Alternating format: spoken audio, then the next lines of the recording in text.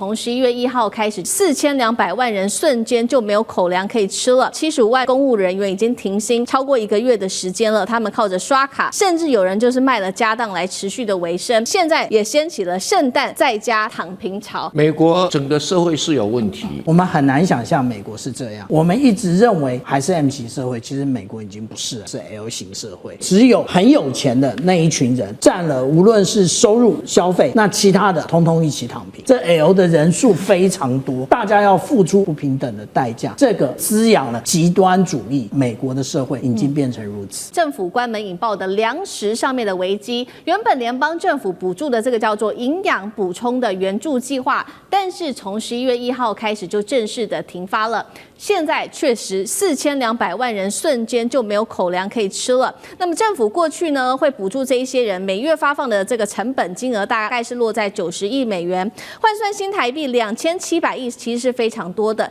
这一次川普直接停发，也就是每月不会有这些新的支出了。另外我们来看到75万名的这些公务人员已经停薪超过1个月的时间了，他们靠着刷卡，甚至有人就是卖了家当来持续的维生。我们要来看到一些比较实际的案例，这是来自于民众怎么说，尤其现在面对的是拿不到食物券哦。53岁的美国人他是这样说的，这个是新西亚，卖掉了自己原本的2只 iPhone， 车子也被拖走了，现在只能靠咖啡奶昔度日。还有我们来看到，本来在纽约这边有一个地方是华人比较多的地方，叫 Flushing， 它这边街头上开始有了慈济的食物仓储，成为华人救命的一个家庭的救命线。但是现在一位妈妈苦笑说，米和蛋涨太凶了，又没有来自于政府的粮食补充，接下来该怎么办呢？另外是来自看到是60岁的这位比较弱势的哈蒙德老奶奶哦，她说呢自己因为伤残，本来是靠粮食券可以照顾她的3个孙儿，但是现在政府的补助临时喊卡了，她应该要怎么办呢？面对现在各种的民怨，我们来看到美国的法院决定下令动用预备金来救急，但是仍然是救不了近火。也有一些餐厅推出了1美元的爱心餐，赶快来救急。但是我们也要看到这一场红色警戒来自于高盛发布的最新消息，他说消费疲软现在已经蔓延，从比较这些低阶的这个平民哦，现在已经扩散到了中产阶级，尤其本来是消费很重要的主力之一，25到35岁的这些青年族群，他们的支出开始不断的锐减，消费者信心跌到了数十年来的最低点。但是我们看到来自于穆迪的报告，全美10%最富有的群体，他们占全国1半以上的消费，而底层跟中产阶级现在消费正在紧缩当中。圣诞节原本家长是希望能够做庆祝的，甚至有学校提议说让小朋友去参加这个华府3天2夜的旅行，要价竟然6万台币，大约是2000美元左右。民众说啊，干脆不要去了，实在太贵了。所以现在也掀起了圣诞在家躺平潮。节目一开始要来特别请教委员怎么看了这个政府关门2个月，再加上粮食券喊停，通膨压力现在也逐渐的变成饥饿现实哦，民众面对到的问题非常的大。那么2家的法院现在要下令临时拨款救急，能够止血吗？委员怎么看？美国整个社会是有问题，但是我是觉得新闻报道一定会稍微报得比较夸大一点，因为毕竟美国的国民所得还是平均高达7万块美金，你不能够忽视它的基本国力。那有这些新闻哦，我们跟大家解释一下哈。美国这个发放食物券，所谓的4200万人，它的起始的原因不是说因为你穷，所以我才发食物券给你，或者不能把它推论为你如果没有食物券啊，你就活不下去。这两码子事哈。美国社会为什么会有食物券产生？最早了，他们叫做负所得税，就是说，如果你低于这个某一个所得水准，我每个月要给你多少钱啊？那这个当然是一个比较特殊的社会福利计划，就是在国家很有钱的时候，当然推这个没有问题。可是，一开始他们试行的时候，发现一个现象，有些家庭哦，你钱给他，他的钱不会花在小孩子上面，不会给小孩子很好的营养。而是爸爸拿去喝酒，妈妈拿去赌博，他们一直这个问题很头痛，你知道？后来他们干脆讲好了，我就给你食物券，那你几个小孩，我给你多少食物券，用这个方式来确保小孩子的最基本的营养。那这个概念跟我们台湾的营养午餐的概念是一样。你不能说有营养午餐，表示台湾很多很贫穷，或者取消营养午餐，别人有很多人很饥饿，这两码子事哈。那你说有没有非常贫穷的可以来做新闻报道？还是有，但不是那个4200万人。我先跟大家解释，是这个样子的哈。所以，不必要用这种方式去看问题哈。那你现在这个法院呢，所以联邦地方法院裁定说，哎呀，这个联邦这种官员还是要处理啊等等。那这是法院的依法的立场，他认为就是说，你联邦这种官员是一件事情，你该发给大家食物券。那些人军队都可以上班，为什么军人不能上班？主要是在争论这一点。他认为这个是一个国会通过的法案哦，跟你联邦这种官员没有关系。那美国的中产阶级哈有没有在往下滑？有在往下滑，但是往下滑，它还是全世界少数最有钱的中产阶级。我们也不能。那当然他会很多抱怨啦，因为美国的中产阶级的消费力是很吓人，但是借贷力也很强哦，所以他经常就是会买这个车子啊，然后这个房子啊等等都是靠贷款，所以会有一定的利息的压力等等。那所谓的1%的富人撑起全国消费的一半，我对这个事情是存疑的，因为1%的富人呢，他的总 GDP 对不起啊，撑起美国这么庞大的一半的消费，因为美国消费占 GDP 70%啊，这个说法我认为是稍微夸大了一点哈，怎么算都不符合这个数字。那你现在就是说，因为这个食物券造成啊。那个法拉盛啦，有的发放这个食物品啊，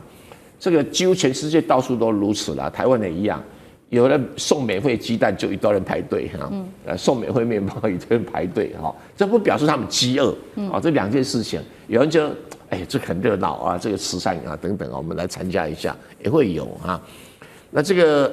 当然你跟说有一些比较特殊的这些低收入家庭，当然会有啊，哈。比如说他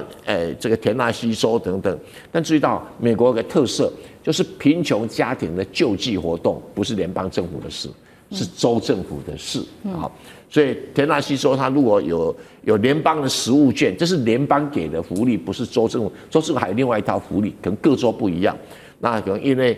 伤残啊，所以他养这个可能还需要特别的补助，那刚好现在不发，联邦政府关门，不是不给你就是关门啊，所以领不到，那就会有一些这个抱怨啊等等，这也是川普啊，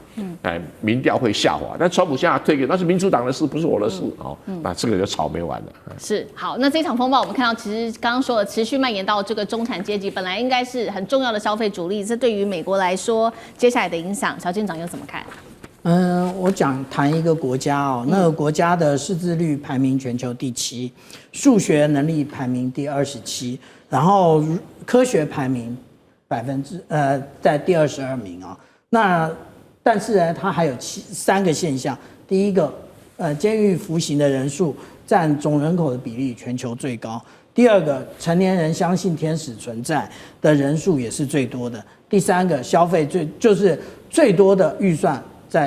在国防开支上面，这是哪一个国家？这个就是美国。我们很难想象美国是这样。我们认为的美国是最近1个月，道琼工业指数涨了804点，然后纳斯达克涨了944点。这个也就是刚刚主持人一开始就告诉我们的。其实我们一直认为美国还是 M 型社会，其实美国已经不是了，美国是 L 型社会，也就是只有很有钱的那一群人，那他占了无论是收入或者是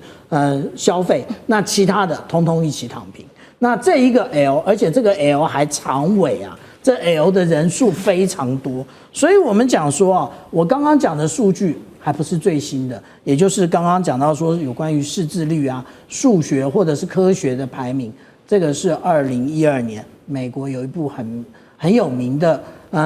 叫做《新闻急先锋》。这一部那个美剧，它一开始它就是这样讲。时过13年了，美国的状况有变得更好吗？没有。为什么？因为美国奉行了精英主义，他们一直都认为，反正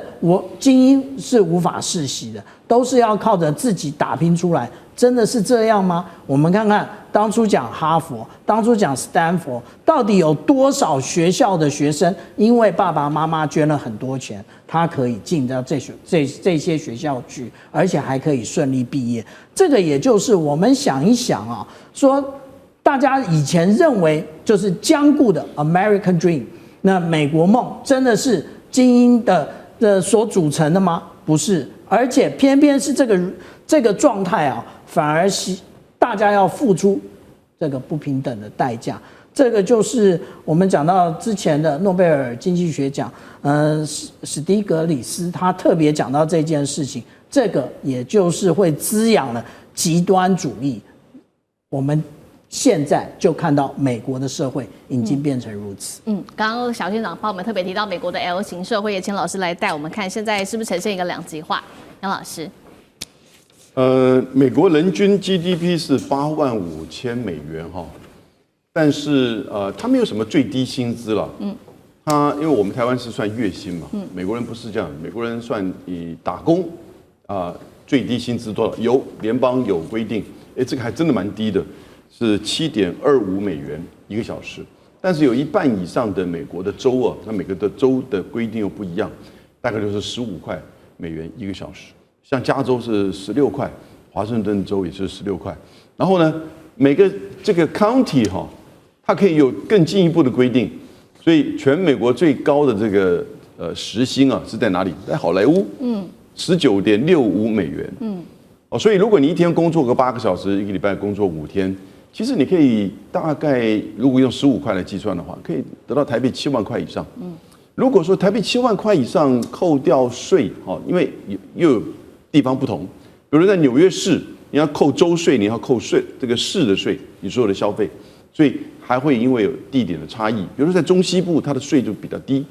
然后呢，你的消费通常过去，因为还记不记得4月份川普打全球贸易战之前，大部分国外的商品进入到美国，几乎都是2%的税，或者是最高2.5%。中国大陆大概是23%。那所以呢，其实全世界的东西就到美国来。通常你在超级市场，我在美国住过4年的时间，你会觉得那些东西相较于其他国家真的是比较低一点啊，价格比较低，因为大量的这个消费，而且在美国的环境，其实除了在都市之外，你大部分的郊区那个都是比较开阔的，所以呢，他们的生活其实是不会像一般我们在亚洲这些都市里面感觉这么拥挤，对。但是呢，他们的消费的习惯呢，通常就习惯于一些比较低价。今年的问题来了，就这几年呢，应该是说，那今年问题更严重，就开始物价就不断的往上涨，不断往上涨的情况之下呢，中产阶级大概是年收入平均是10万美元，10万美元以台湾而言呢，都算是这个高收入了哈。对。可是呢，在美国现在10万美元可能在一般的生活都可能要相当的拮据了。是。你想想看，我们在台湾买一个大麦克一套餐，大概是160块台币 ，Uber 再贵一点。那可是呢，到美国最便宜的是15块，贵的到18块甚至20几块，美金，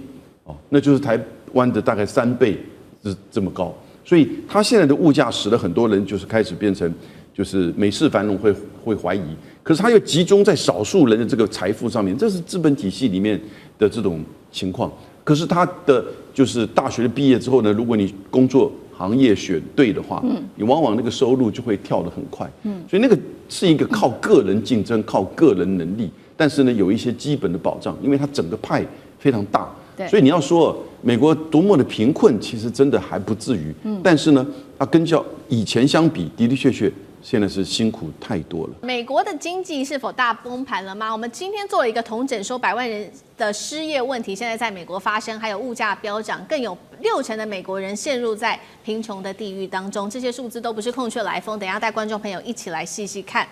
美国这个号称世界上最富有的国家，现在是否自己拆掉自己的金字塔？因为有一个最新的数据做了揭露，现在60%美国人陷入在经济地狱里面，他们靠政府补贴，也靠信用卡的卡债过活，连基本的开销，尤其现在碰到高通膨的问题，都快要撑不住了。先来看到几个数字，来自于这些专家说的。桥水基金创办人，我们先来看，他说美国的经济现在依赖的就是这一些1%的高生产力族群，而底层有60%的劳动者都逐渐的被边缘化了。现在对于美国来说，形成非常强大的经济弱势阶级，而60%的美国人他这样说，有阅读能力只有相当于小学6年级或者是更低，造成美国现在内部生产力停滞跟社会阶级的划分越来越明显了。来自于人力机构也做了一个分析，他说到今年的9月份为止，美国企业已经宣布裁员94万多人了，而从2020年疫情爆发以来，科技业裁员的现象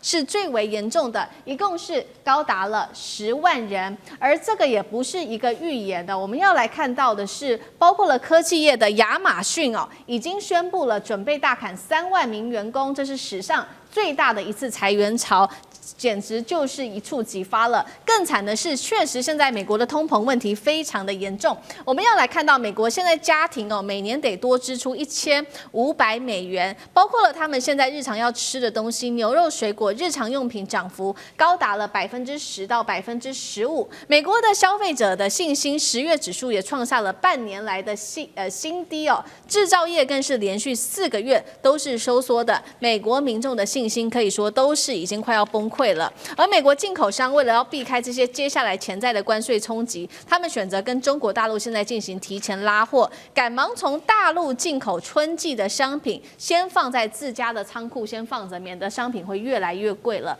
节目一开始来请焦代老师怎么看了？美国号称世界首富，但是60%的民众现在陷入在贫穷跟负债当中，阶级似乎已经越来越明显了。这样的结构还能继续支撑美国霸权吗？我觉得美国很脆弱，也很危险啊。美国所幸都一直有一些非常杰出的公司出现，然后这些公司的产值是十分惊人，所以一直依靠的这些新生的科技、新兴的这些公司来养活美国广大的底下的人。你看，在过去有微软。本来美国在克林顿总统之前的时候，其实他们已经出现经济的危机。微软还有后来的数位经济他们的出现你看它开始改变了美国，解决了美国的财政的问题，美国的经济的问题。然后 Meta 又出来了，脸书出来了，你看它创造多少财富，不管是亚马逊，然后到这个特斯拉，你看到今天都还出现了。英伟达就是辉达这样的一个公司，辉达的现在的产值都已经到它的整个公司的市值都已经到5万亿5兆美元这不得了它一年的产值都已经是至少3400亿以上，有人估计它到5000亿都跑不掉。可是你想想看，我们台湾一整年的总产值也不过就7600亿美元，美国一家公司可以将近我们的一半国家的总产值。这代表什么？美国依靠的就是这些大公司，这些高科技的大公司，他们在支撑着整个美国的经济的一个发展。可是我为什么会说他们很脆弱？就是如果这些公司出问题了、出状况了，我举个例子，假设这个特斯拉被中国的电动车打败了，然后它消失了；假设苹果在中国大陆卖不动了。或者是苹果被中国大陆的手机都打败了，然后它消失了。假设我都用假设了。对。那你想想，假设中国的 AI 起来了，然后辉达，所以为什么黄仁勋他常常觉得他会睡不着觉？因为他觉得我今天起那么快，我明天可能就下来了。那如果他们一下来，如果这些支撑的美国经济能够养活这么多的美国人，因为他们的贡献的税收非常的高嘛。所以美国的社会福利或者美国的社会补贴，其实依靠的是这一些赚非常多钱、经济体非常大的这些公司的税收。那你想，这些公司如果一旦瓦解了，美国还剩下什么？所以我觉得美国这个国家，它的经济这样发展是错误的，是非常脆弱的。它一直依靠的就是硅谷等这些大头脑他们的创新的东西。可是中国打的是一个系统战，而且中国的高科技的东西越来越多、越来越多的情形下的时候，你看美国领先的科技，未来10项科技中，美国能领先的不到3项了，7项中国领先了。所以如果这些美国在未来它都不再有这种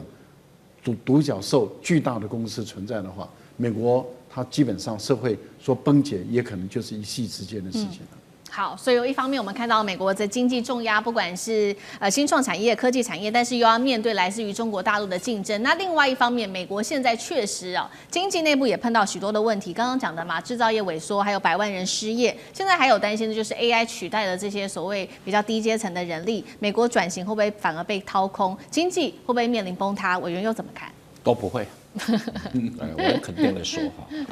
美国本来就是一个阶级社会。美国是一个认为强者应该享受的一个社会，所以他们对于弱者不会有太高的同情。在教育上你可以看得出来，美国是一个全世界有大学教育人口比重数一数二，大概有劳动人口50%以上受过大学教育，这个比例在中国只有18.5%。可是你如果看到50% 以上受这个大学教育的，对不起啊，那个其中念那个理工科的、技术科目的50% 里面竟然不到5%啊，都是念一些什么服务啊、哩哩扣扣的那中国又不太一样，这18.5大学毕业里面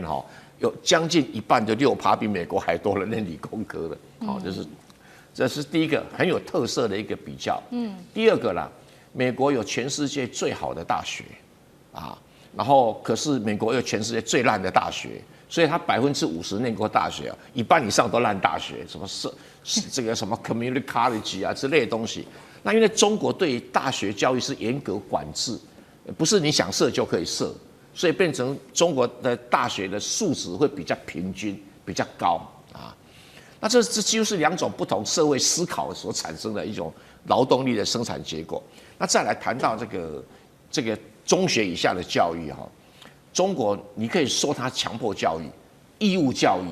公民接受教育是公民自己的义务，要把书念好。所以这么一强迫结果即使中国只有小学毕业生，他的算术跟代数的水准远远高于美国中学生。那美国采取一种比较放任的教育那跟东方某小岛很接近你那个不及格也可以毕业就是这种气氛可是大陆不行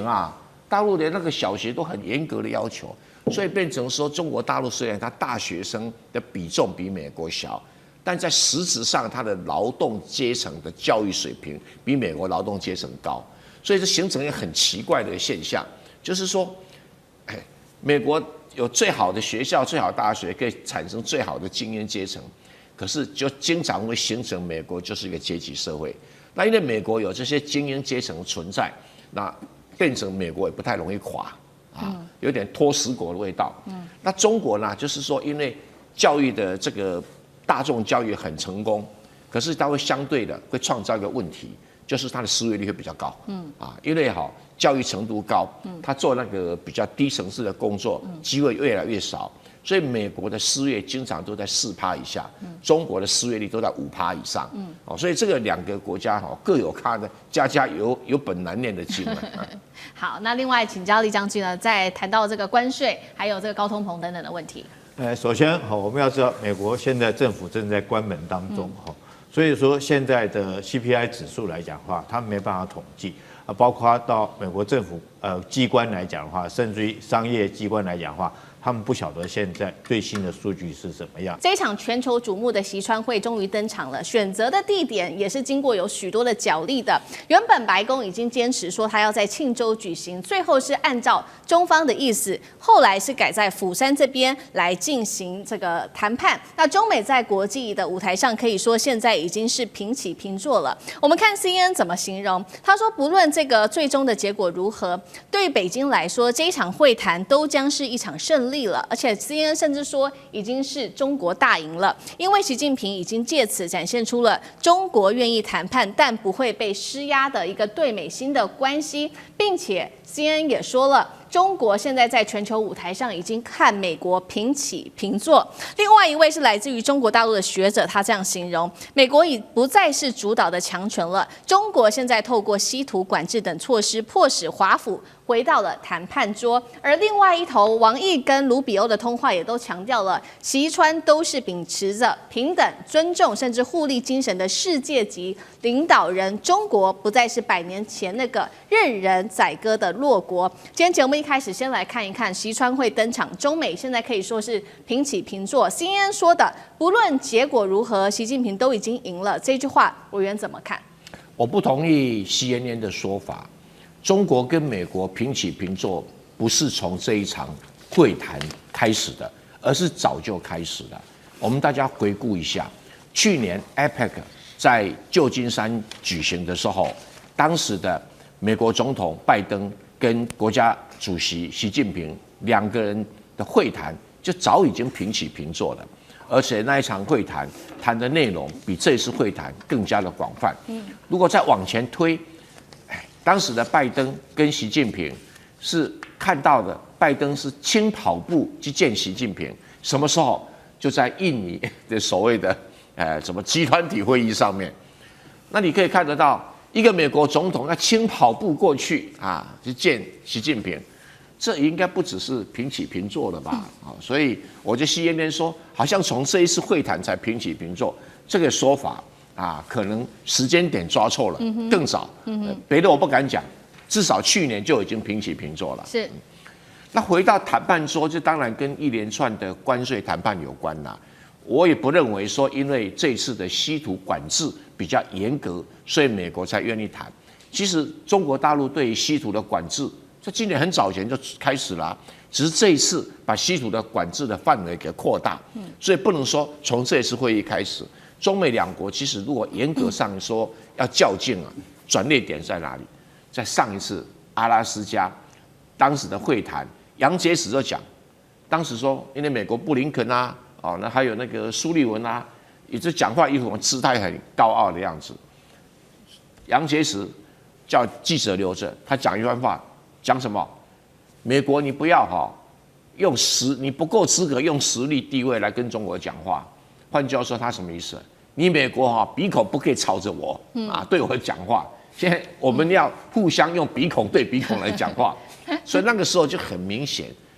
在外交上已经是平起平坐，而且你要注意到，当时杨洁篪讲了这番话的时候，布林肯跟苏利文是不敢吭声静悄悄，连回一句都没有。那也许关起门来继续吵架，但是不管如何，在那个公开的场合，所有的国际媒体都说，中国开始跟美国平起平坐了。但是我们是讲的是一个地位的高低。但这一次的会谈实质的成果如何还没有公布，所以我们不晓得在5毛1块中间的喊价中间谁比较占便宜。我们只看到到目前为止这个川普说，他已经对中国减了10%的关税，57%减到47%总数了。那其中原因是因为芬太尼关税20%减半，那减半他到底从中国要到什么？中国也没讲。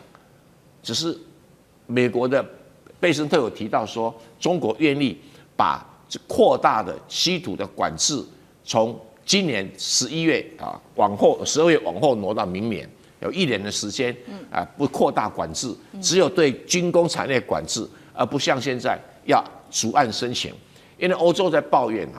他说中国你要我逐案申请，还要我写中文，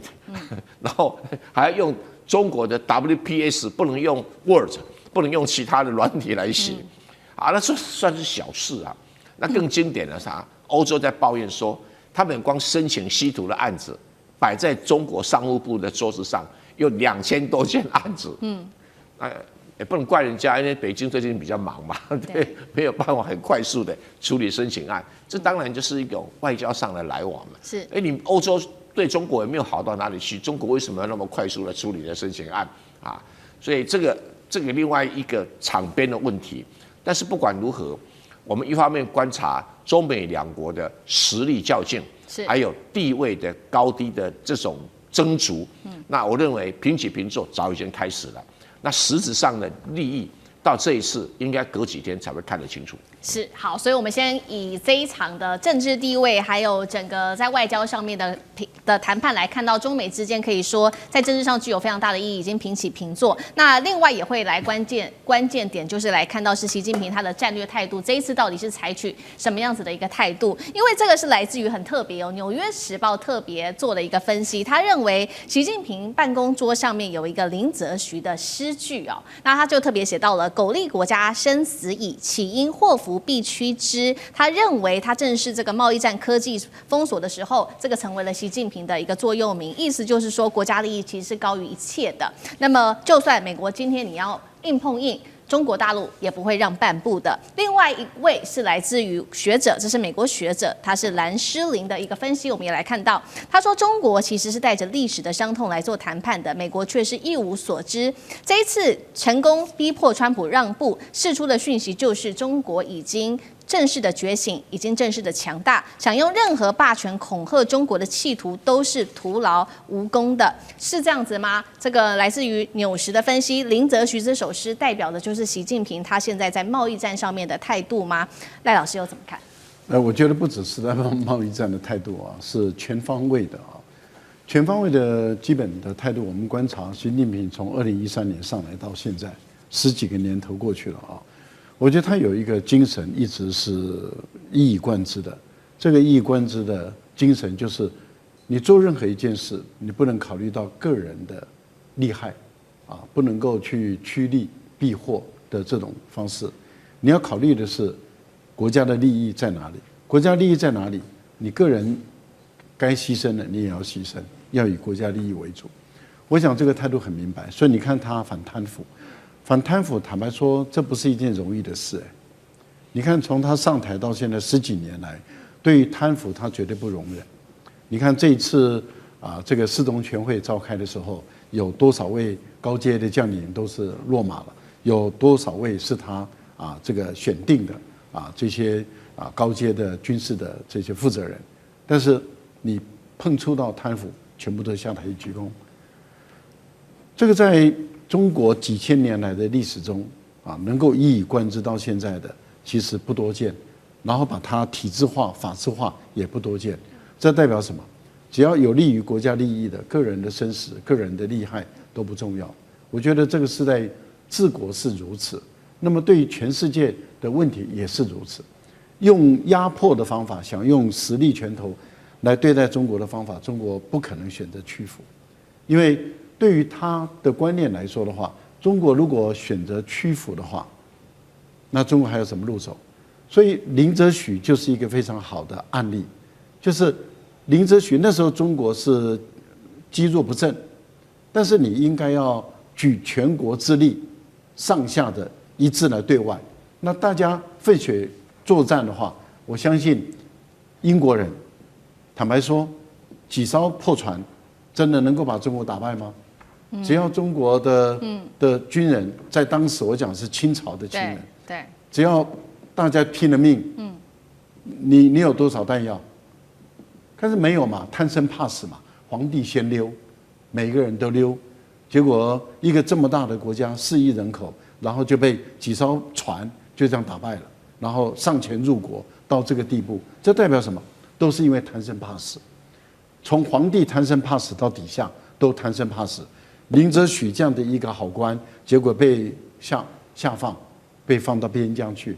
那他到边疆不改其志，这代表什么？你看，堪舆图就是他画出来的嘛，把新疆那边的地形地物地貌摸透了，就是他做出来的。这个代表什么？这个一直给习近平一个理念，就是说，中国的官员、中国的人，绝对不能够屈服于恶势力，这第一个。但是你不能只是不屈服，而你无所作为，或者是你只是不屈服，但是你积弱不堪不行。所以你必须要用实力来说话。那也就是说，你要有实力，你一方面意志上不屈服，二方面要积累实力。你积累足够的实力，你实力你非但可以不屈服，你还可以击败对方。我觉得6年前，